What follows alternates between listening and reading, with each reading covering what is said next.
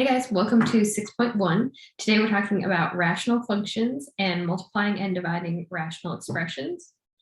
And so last unit, we worked exclusively on factoring skills and how to factor to find a variable, right? So now we're going to continue to use those factoring skills. If you have any questions about factoring or you need more practice or you need an explanation, just let me know because all future math is going to involve factoring skills. So if you have questions, now would be the best time to ask your questions about factoring. We will be simplifying, multiplying, and dividing rational expressions. And rational means fractional. So they will be functions, but the functions will be in fraction form, okay? We will use all the rules that go along with fractions. And then we will use all the rules that go along with polynomials to factor rational expressions. Rational means fraction. Okay, so rational expressions can be written in the form P over Q, or P divided by Q, where P and Q are both polynomials and Q cannot equal 0, because if we have a 0 in the denominator, right? That is undefined, and it is not a real solution. These are 3 examples of rational expressions. So each one is a rational expression. 1, 2, 3. Okay. The numerator is a polynomial and the denominator is a polynomial. So it's an expression, a polynomial expression, and it's also a rational expression. All right, so example 1 says find the domain of each rational function. What is the domain? The domain is all possible x values or all possible inputs, okay? So we have domain. Domain is all x values. I keep wanting to write the next letter before I finish the letter I'm writing. So the domain is all of the x values or all of the inputs into an equation, okay? In contrast, we have the range, which is our name for all of the y values. And the y values are the inputs, outputs. So we put in an x and we get out a y. Here, rewrite that word because that looks like octopus. Output. Okay. So I put an x value, put it into the function, and the function gives me an output or a y, right? So there are, usually we can say the domain is all real numbers. There are 2 instances in which the domain is not all real numbers. If we have a fraction and there is a 0 in the denominator of the fraction,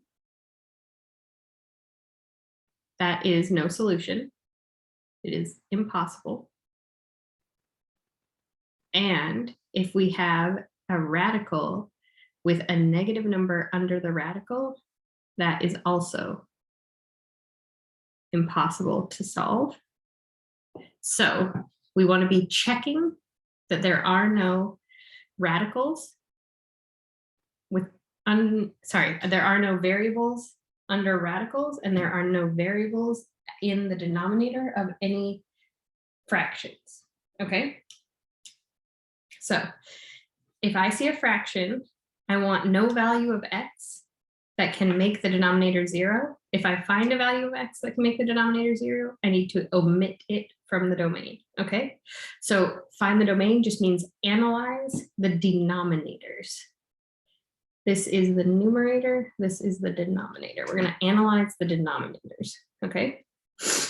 So for the first one, there is no variable in the denominator. There's only the number 3. There's nowhere to put a value into the denominator. There's nowhere to put an input, nowhere to put your x. So the denominator will always be a 3, no matter what x I choose, what number I choose for x, right? So for this one, our domain is all real numbers. Our domain is x such that x is all real numbers. Okay. We can also write that as the domain is -infinity to infinity. It can be anything. All right. The next one, we have x minus 1 in the domain. There is one value we can exclude to avoid dividing by 0. What would that value be? Or what would make x minus 1 equal to 0? Yeah. You can think about it and you can just write it. Or if it's a more complex problem than this, you can let algebra solve it for you. So you take that whole domain, or sorry, you take that whole denominator and you set it equal to 0 and you solve for x. So if I was solving this for x, I would say I'm going to add 1 to each side and I would get x is 1. So my domain is actually all values of x such that x cannot equal a 1, because if it equals a 1, 1 minus 1 is 0, and that would be an undefined solution. All right, next one. In the domain, so we're just analyzing the domain, we have x squared minus 2x minus 15.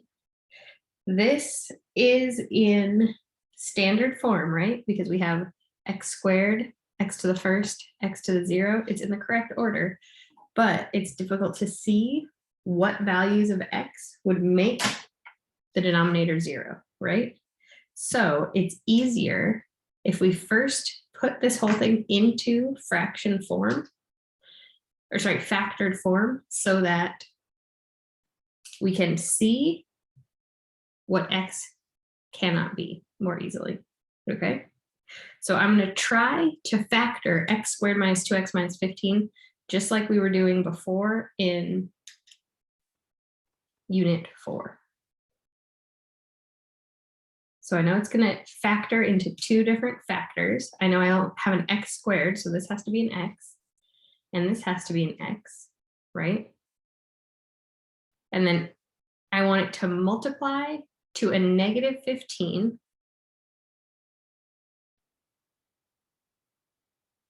And I want it to add to equal a -2. What are my factors of 15? It could be 1 and 15, right? It could be 3 and 5. That might be it. Do any of those add up to -2? Yes, right? So if I took this one, +3 and -5, and combined them, I would get a -2.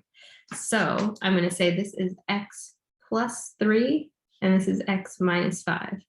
It also doesn't matter if I say x minus 5, x plus 3. The order does not matter, okay? So I changed it to its factored form. It would be 7x minus 2, because I can't factor anything in the top, over x plus 3 times x minus 5. Okay? Now, I'm going to say my domain is x such that x cannot be, what can't it be here? It cannot be a -3, because -3 plus 3 is 0. And here it cannot be a +5, because a +5 minus 5 would also be 0. So those are my 3 domains for those 3 rational functions. Now we're going to talk about simplifying rational expressions. Simplifying means writing it in lowest terms or in simplest form, okay? So first we want to factor the numerator, factor the denominator, and then cancel any factors that are the same in the top as in the bottom. all right? Because anything divided by itself is 1. Here, this r divided by r turns into 1, right? Or 6 divided by 6 is 1. Or we could even make a really long one, like 20 times 13 plus 4. Yeah. 20 times 13 plus 4 divided by 20 times 13 plus 4 is 1. Oops, I'm sorry. Yeah. So if something is the same on the top and the bottom, it cancels itself into 1. So here we have PR divided by QR, and I separate it out into P over Q times R over R equals P over Q times 1, because the R over R is 1. So basically what we're doing is we're just canceling those R's. All right, here is an example. If I have the number 24 over the number 3, yeah? Because I know this is a division bar, 24 divided by 3 is 8, right? So I can just say that is 8. But I want to show you how this is also a simplification or a writing of something in lowest terms. So I'm going to give you the factors of 3. Just like up here, we did the factors of x squared minus 2x minus 15 are x plus 3 and x minus 5, because when I multiply these together, I get this. So the factors of 3 are 1 and 3, because when I multiply 1 and 3 together, I get 3. Some factors of 24 that would include a 3 would be 8 and 3, right? So now, because I have a 3 on the top and a 3 on the bottom, and they're being multiplied, there's no addition or subtraction, I can say that what I actually have is 8 over 1, which is 8, right? So 24 divided by 3 is 8, or if I factor it out, I am eliminating a 3 from the top and from the bottom. These are the same skills we're going to use to simplify rational expressions. So we want to change all of our rational expressions from standard form into factor form, so that we can then look for and cancel out any common factors, and whatever is left over will be our answer. Okay. So let's look at example number 2. Simplify the following expressions. So the first thing we want to do is factor the numerator and factor the denominator. Okay. Then we're going to cancel like terms, because we can cancel any factors that are the same or that are common to the numerator and the denominator. Okay. So let's do this one first, and then we'll come back to this one. 7 minus y over y minus 7. Are those the same? Can I just cancel that out and put 1? Because I have a 7 and I have a y and I have a minus sign. If I'm not sure, I can move the variable to the front of the 7 to see if when I line them up, they are the same. So I have to move the negative with the y, because it's a negative y. The 7 is not negative, so I'm going to say negative y plus 7. And then this is a positive y minus 7. Those are not the same, right? Not the same, but they're close, right? It's like saying, so here we have negative y and positive y. That's like saying negative 9 divided by positive 9. I get a negative 1, right? Positive 7 divided by negative 7. I get a negative 1. Yeah, so it's like, it's almost.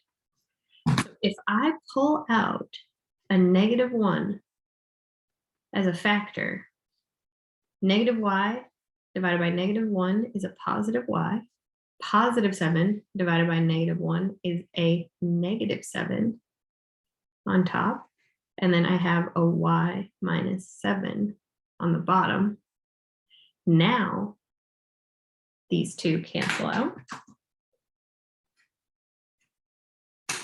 And I am left with -1. And you can do the same on the bottom too. You could have multiplied this y and this 7 by a -1. So I could have said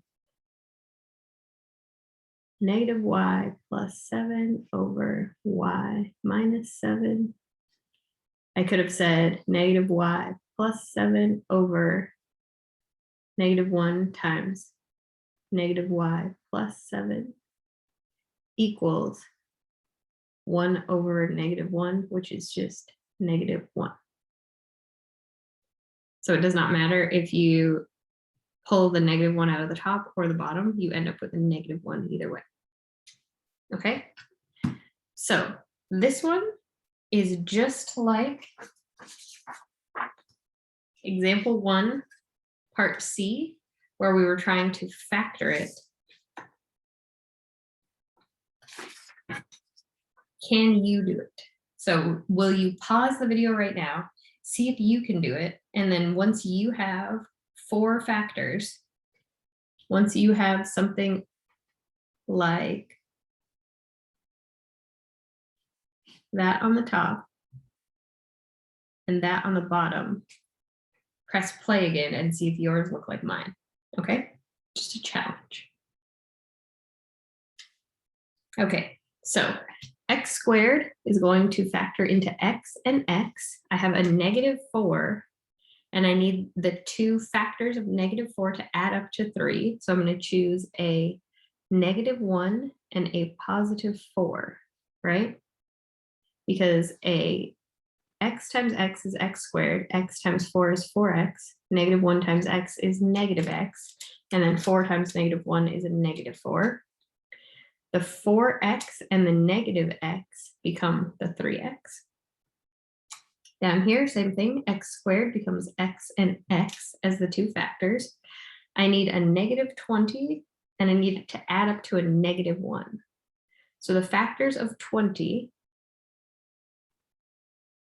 and I guess it'll be the factors of -20 are 1 and 20, 2 and 10, 4 and 5, right?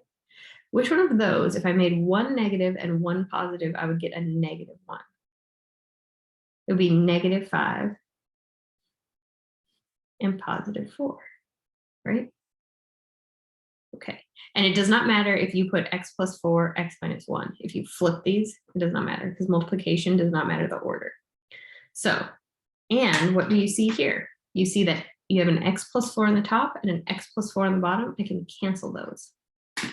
So now I just have x minus 1 over x minus 5. Okay, that is simplified. So this one simplifies to -1. This one simplifies to x minus 1 over x minus 5. I cannot simplify these two x's because of this minus sign. I can simplify these two because they are multiples, so we're multiplying, but here we're subtracting, and so you can't just take half of the subtraction problem. All right, example 4, we're not going to do that one. That one is not on my math lab. That one's not on the exam. Do not worry about simplifying a cubed fraction. But we will look at this one. What can I factor to simplify this expression? Yeah. So let's look at 2y squared plus 2. There are only 2 factors, or sorry, there are only 2 parts here. So I can't do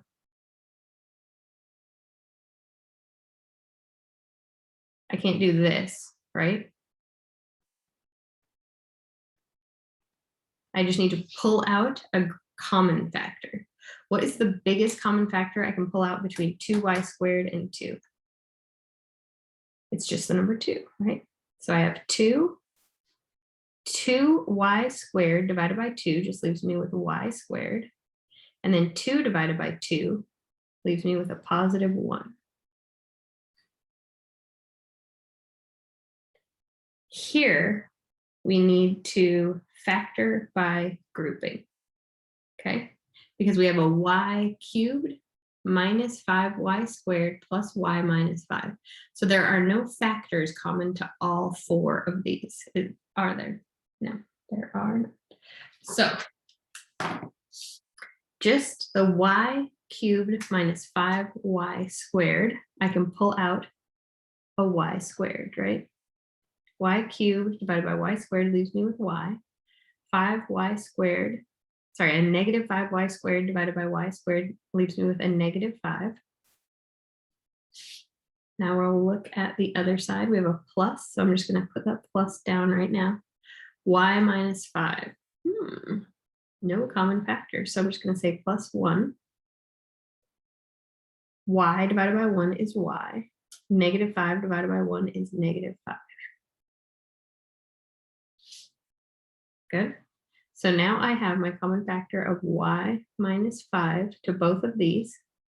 And then I'm going to multiply it by y squared plus 1. So this is what I'm going to have as my factorization of the denominator, y minus 5, y squared plus 1. Okay. Do you see anything I can eliminate? Yes. 2 is being multiplied by the quantity y squared plus 1. The quantity y minus 5 is being multiplied by the quantity y squared plus 1. So that means I can eliminate both of these. And I am left with 2 over y minus 5. And that's my answer. I cannot simplify it any further. And then this is actually the same as this. Yeah, if I put it into my calculator and I choose some value for y, each of those will give me the same answer. I'm gonna try it. So 2, what should we put in for y? 17. 2 times 17 squared plus 2 divided by 17 cubed minus 5 times 17 squared plus 17 minus 5. Whoa, it's 0.1666666. Continuing. And then if I put in 2 divided by 17, oops, if I don't put my parentheses, it will not work. 17 minus 5, I get that same answer. All right, and if we were to graph those, here is x equals 2 over y minus 5.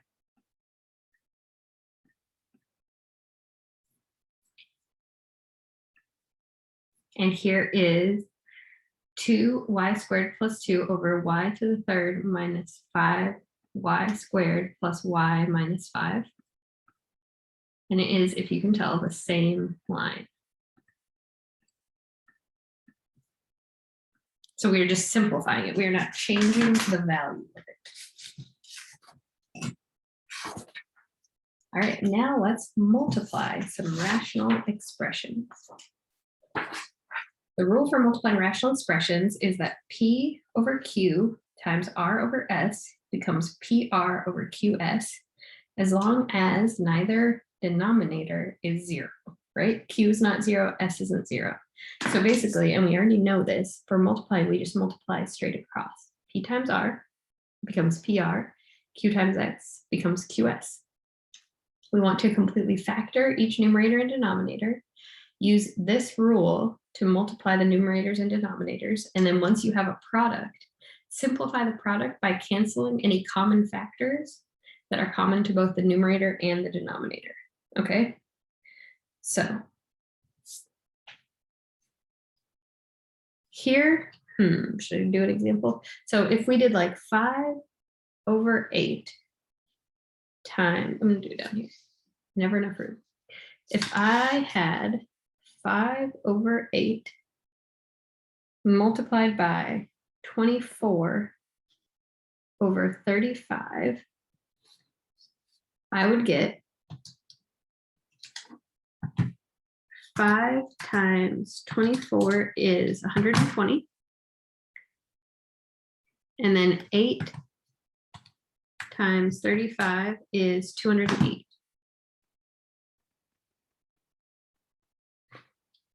Yeah. So I can do that and I can get a really big number in the top and the bottom that I can then reduce, or I can think, here is a 5 in the top and a 35 in the bottom. That means if I divide 5 by 5, I get 1. If I divide 35 by 5, I get 7. So I can change this to a 1 and change that to a 7. And then over here, if I divide 24 by 8, I get 3. If I divide 8 by 8, I get 1, right? So that's actually 1 times 3 is 3, and 7 times 1 is 7, right? So 120 divided by 280, 3 divided by 7, it's the same answer, yeah? So if I reduce it now or I reduce it later,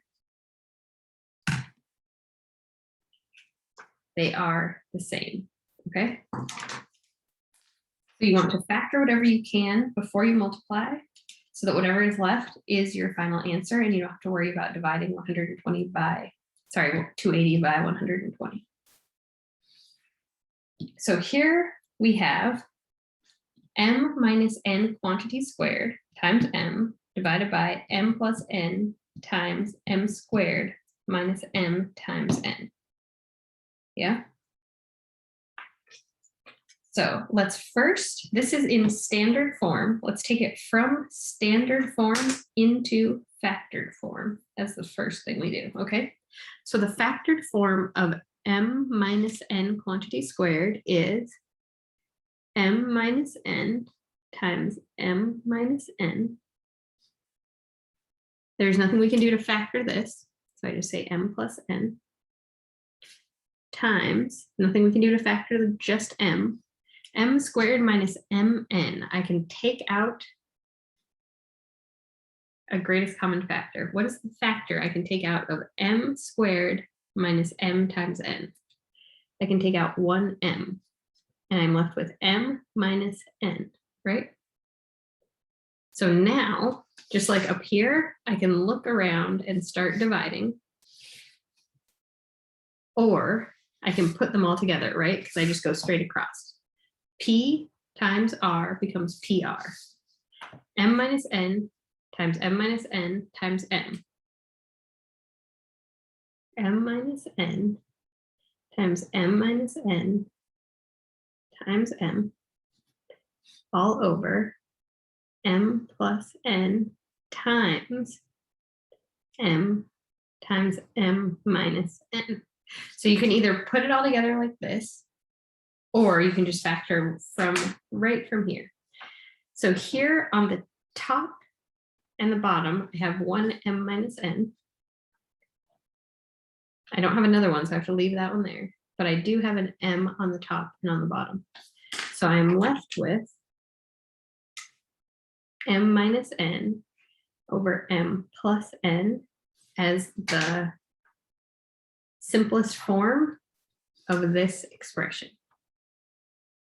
Or I can just say, this is on the top, this is on the bottom, this is on the top, this is on the bottom, and rewrite it as m minus n over m plus n, whichever of those you prefer, okay? And remember, because there's a minus and a plus, I cannot factor this. I cannot cancel them, and I can't say, right, if I multiply this by -1, then I would have a negative m and a positive n, and I would have a positive m and a positive n. So those don't even match if I even try the -1 trick. So this is my final answer.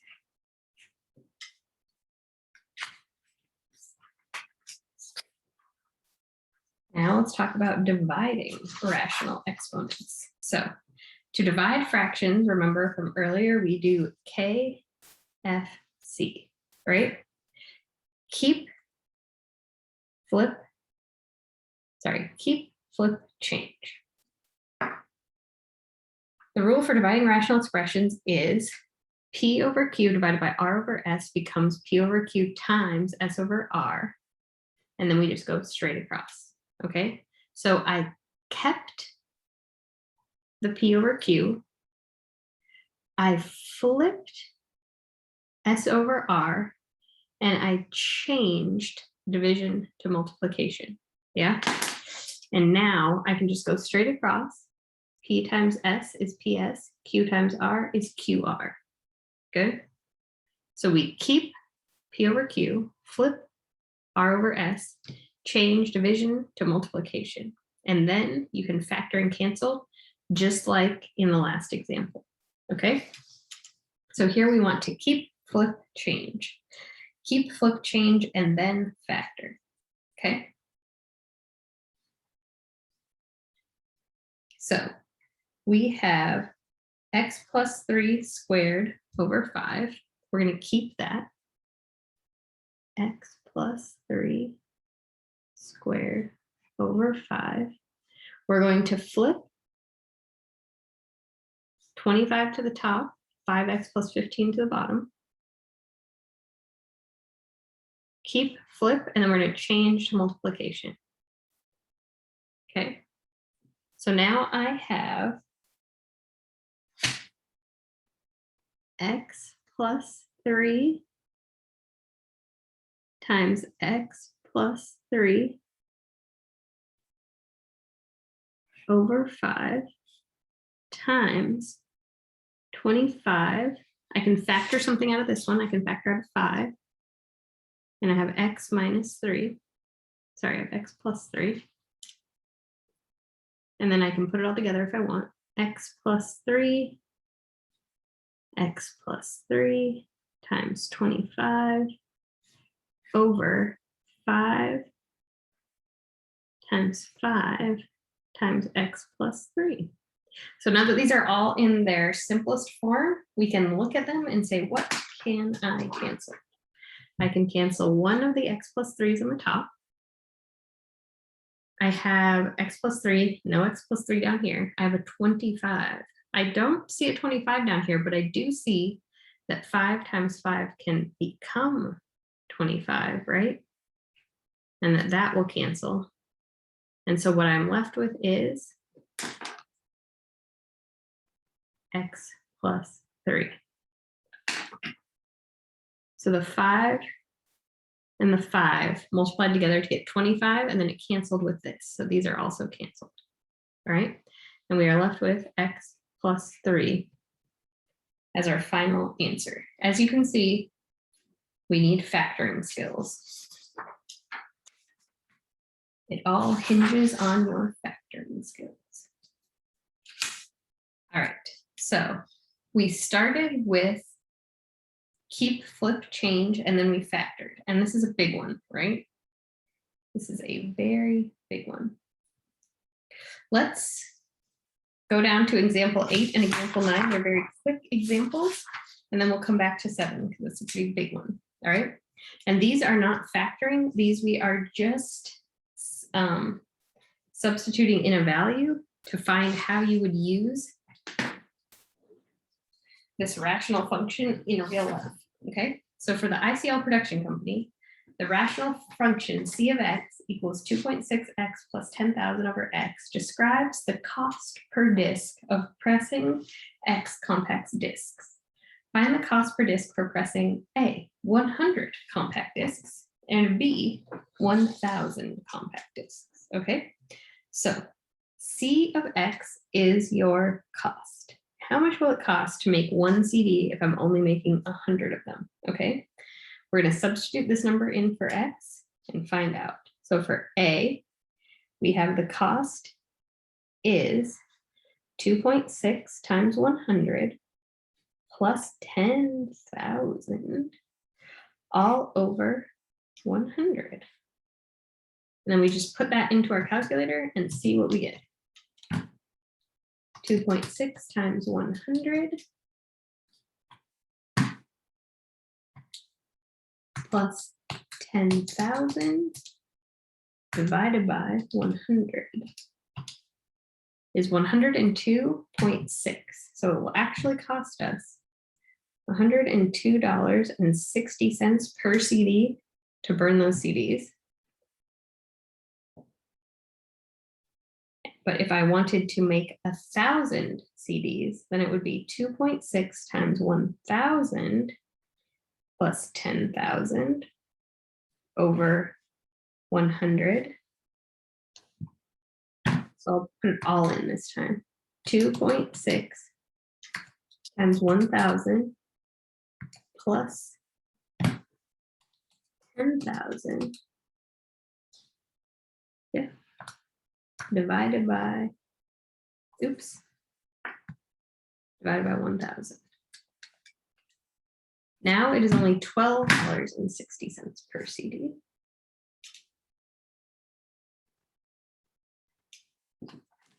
So each CD will cost $12. If I make 1,000 CDs, each CD will cost me $100 if I only make 100 CDs. And then example 9 is actually the same question, but now we're talking about books and the price is a little different. So it's the cost per printing X number of books. Yeah. And if you want to pause it, see if you can find the answer and then compare it to mine, go ahead and pause it. You can even pause and then fast forward and just make sure that the numbers are the same. All right.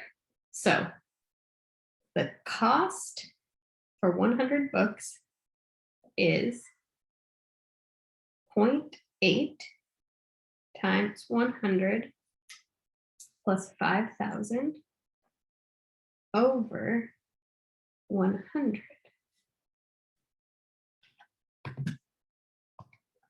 So we have 0.8 times 100 plus 5,000 divided by 100 is $50.80 per book.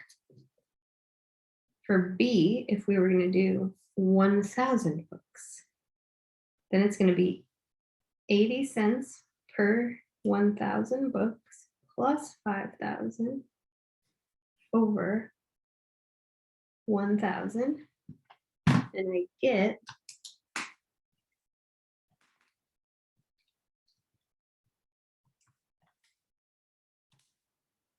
$5.80 per book.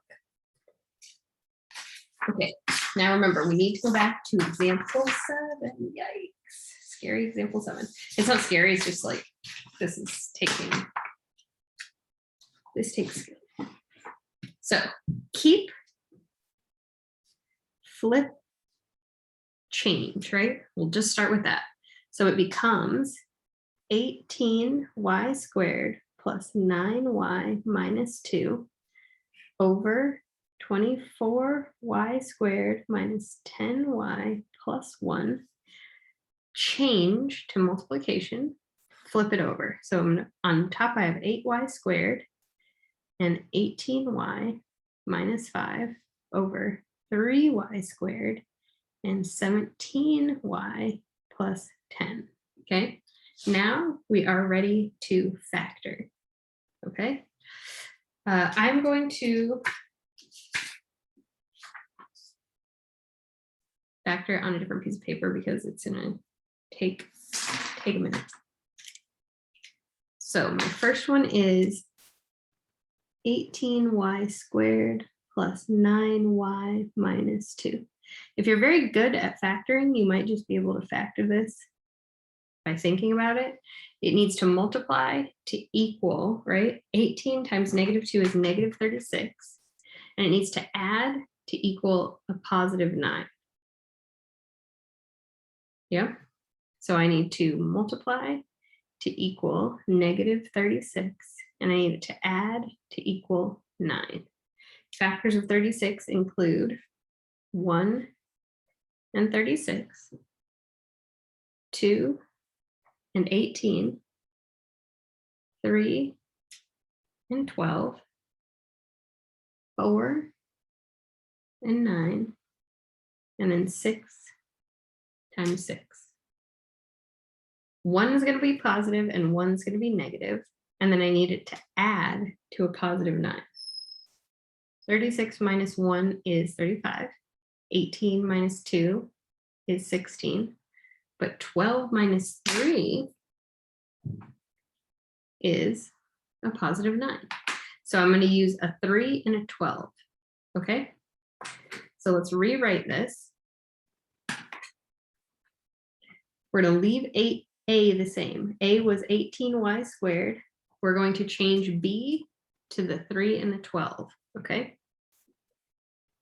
18y squared plus 3y plus, no, I'm sorry, minus 3y, right? Because we needed to subtract them. Minus 3y plus 12y minus 2. The c is the same. The b was replaced with the 2 factors of b. Good. And now we are going to factor by grouping, just like in our last unit. So 18y squared minus 3y, because there are no factors common to all 4. What is a factor common to 18y squared minus 3y? It is 3y, right? So if I divide 18y squared by 3y, I get a 6y. And if I take a negative 3y and divide it by 3y, I get a negative 1, right? Over here I have plus, so I'm just going to put the plus down now. 12y minus 2, so my common factor is 2, and I'm left with 6y minus 1. So now my common factor is 6y minus 1. Multiplied by 3y plus 2. Okay. That's my first one. So that was 6y minus 1 over 3, or sorry, times 3y plus 2. And it doesn't matter if you flip the order. All right, our next one is 24y squared minus 10y plus 1. 24y squared minus 10y plus 1. And again, if you can, just factor it without doing the factoring by grouping, because this is 1, right? But it needs to add up to a negative. So it's probably going to be minus 1 and minus 1, right? 2 negative 1s to make a positive 1. And then what 2 factors of 24 add up to a negative 10, right? Let's find out. So times, they multiply together to equal positive 24. They add together to equal a negative 10. It could be 24 and 1. It could be 12 and 2. It could be 8 and 3. It could be 4 and 6. I switched it. I was going down in order, and then these two should be flipped, but it doesn't matter. All right. Do any of those add to a negative 10? No. No. Close. Yes. We like negative 4 and negative 6. They add to a negative 10.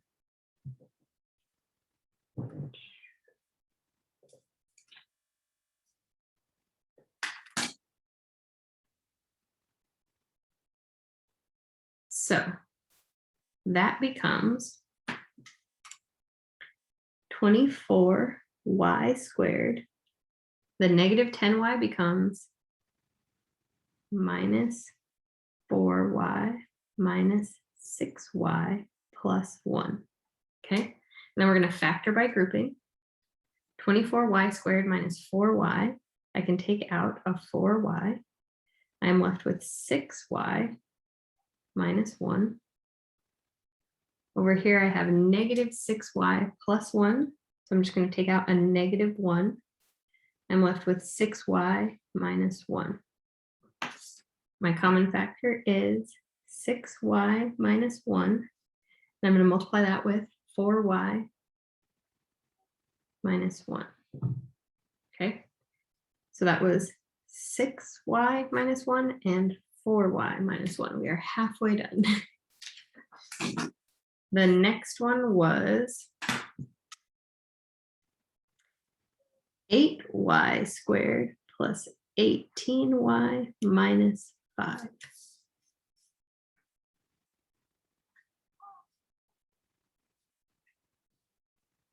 Yeah. So it needs to multiply to equal negative 40. And it needs to add to equal 18. What are our factors of negative 40? We can do 1 and 40. We can do 2 and 20. I don't think we can do 3, but we can do 4 and 10. We can do 5 and 8, just like we had, right? Do any of those, if I make one negative and one positive, add up to positive 18. 40 minus 1 is 39. 20 minus 2 is, there you go. 20 minus 2 is 18, if I make it a negative 2, okay? So now I'm going to keep A and C the same. 8y squared. I'm going to say 8y squared minus 2y plus 20y minus 5, okay? I'm going to factor that out. 8y squared minus 2y, I can factor out a 2y. 8y squared divided by 2y is 4y. Negative 2y divided by 2y is negative 1. Here I have plus 20y minus 5, so I'm going to do a plus. 20 and 5, I can take out a 5. 20y divided by 5 is 4y. And then negative 5 divided by 5 is a negative 1. Okay. Take out the 4y minus 1. And I'm left with 2y plus 5 to multiply it by. So up here we have 4y minus 1 and 2y plus 5.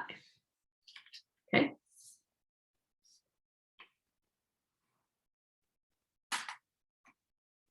Next one,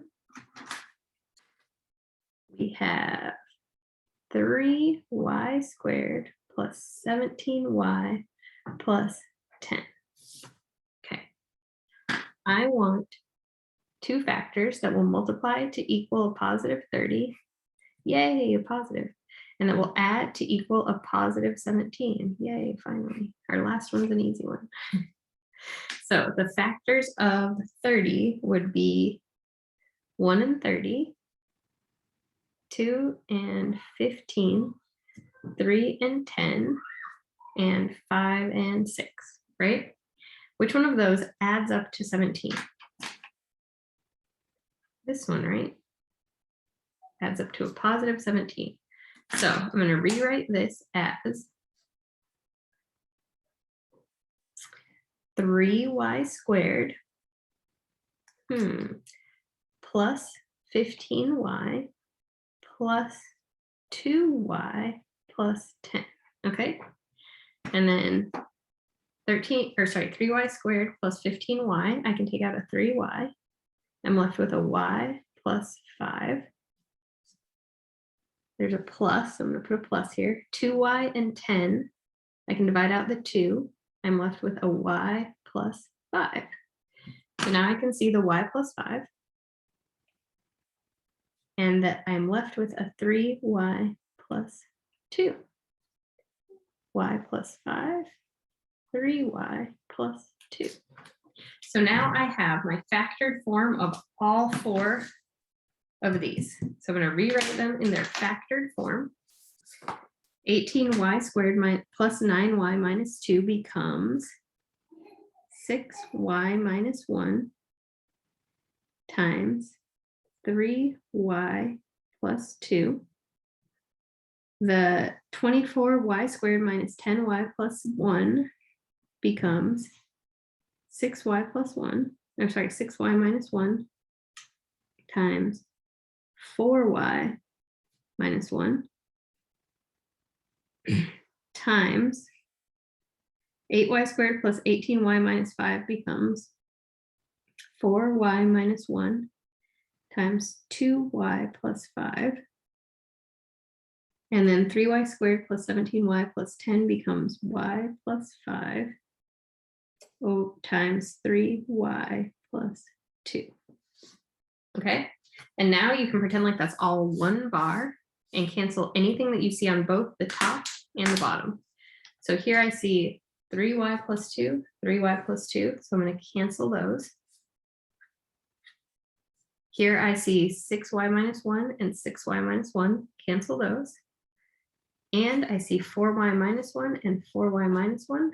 So all I am left with is 2y plus 5 on the top and y plus 5 on the bottom. I cannot factor out that 2. I cannot factor out the y plus 5 because of that 2. So that is my final answer. All right, well done. That was a lot of factoring practice. But good job, and I will see you next time.